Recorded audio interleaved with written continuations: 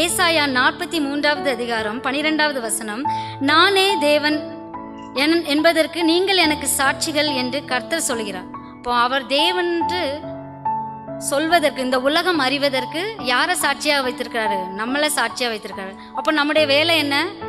ஆசீர்வாதத்தை மட்டும் பெறுவதா? குணப்படுத்துதலை மட்டும் பெறுவதா? இல்லை தேவைகளை மட்டும் பெறுவதா? இல்லை, இந்த உலகத்துக்கு நாம் போய் என்ன செய்யணும்? அவர் உண்மையான தேவன், அவரால் எல்லாம் செய்ய வல்ல தேவன் அப்படின்றத நம்ம அந்த உலகத்துக்கு சாட்சியாக சொல்வதற்கு நம்மளை ஏற்படுத்தியிருக்கிறாரு. நாம் அப்படிப்பட்ட சாட்சி கொடுப்பதற்கு தயங்கக்கூடாது ஒருபோதும். நான் போய் என்னையும் நான் சேர்த்து தான் சொல்கிறேன்.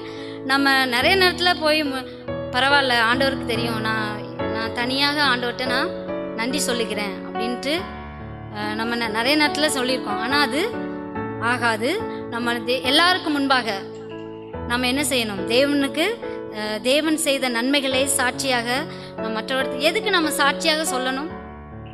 ஏன் நாம் தேவன் எனக்கு நன்மையை செய்தார், என்னை ஆசீர்வதித்தார், என்னை இப்படி வழி நடத்தினார் என்று ஏன் நாம் சாட்சி சொல்ல வேண்டும் அப்படின்னா, அவங்களுடைய விசுவாச பாதையும் விசுவாசத்தில் இன்னும் அவங்க என்ன செய்யணும்? பலப்படணும்.